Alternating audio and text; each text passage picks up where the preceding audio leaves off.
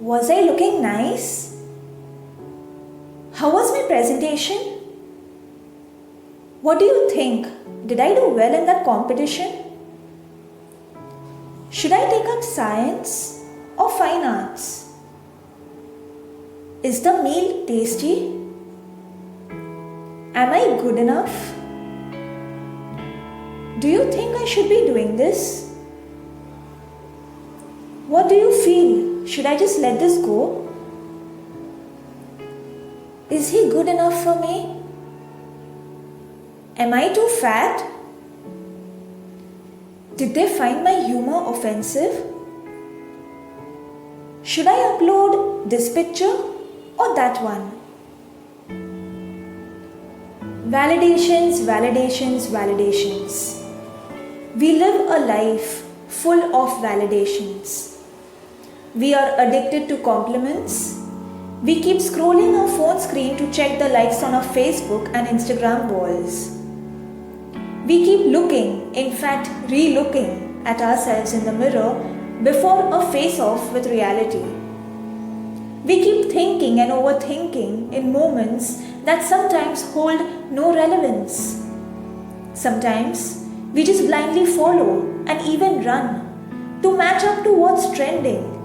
So what if I don't even know why am I running? We are so obsessed and sometimes even possessed on creating and putting up the best version of ourselves out there that we forget to be the best version of ourselves in there.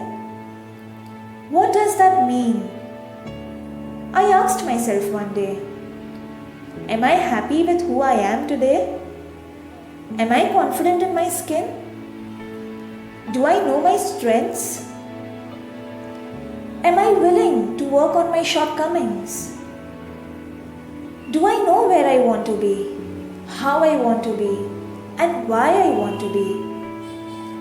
Am I just passing away time to constantly meet someone else's expectations of me? To be like someone?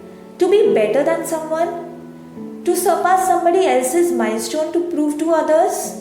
And allow them to decide what's my worth? To be liked by someone?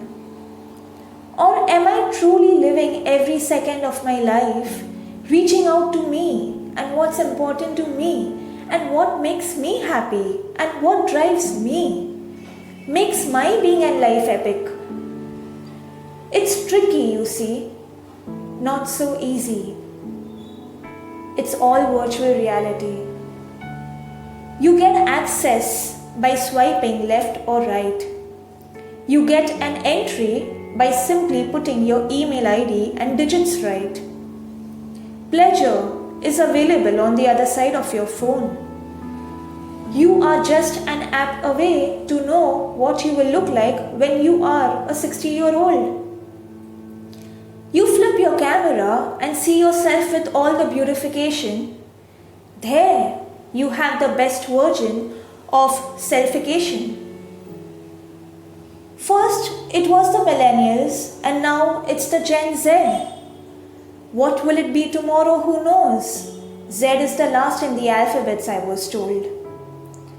Did we miss out on the A's and the J's and the M's or the O's? I wonder. Those who don't belong to this gen are already extinct, I ponder.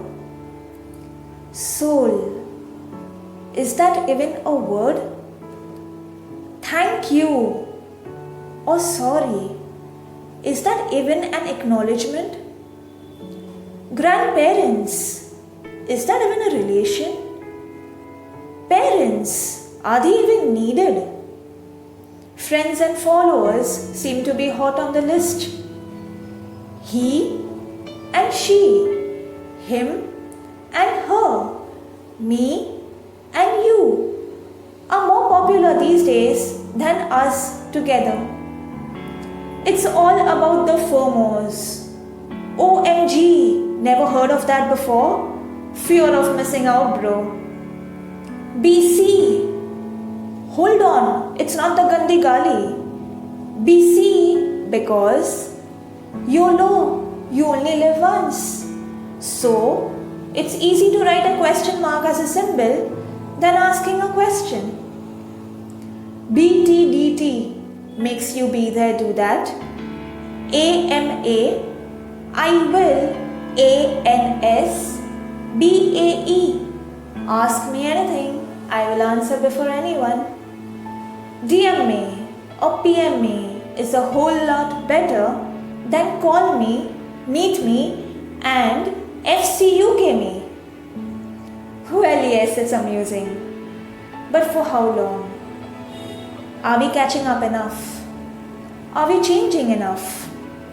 Are we growing through enough to match others on the surface, on the outside, or be who we are in our own authentic selves and let others catch up on us by our side?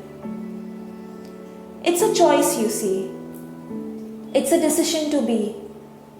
It is self-love over others loving us freely. Not everyone understands this, not everyone resonates. But the ones who do are the ones who we follow on FB, Twitter, Instagram every day. We all want to be like them, but sometimes we don't like our own selves enough to even be likable by them.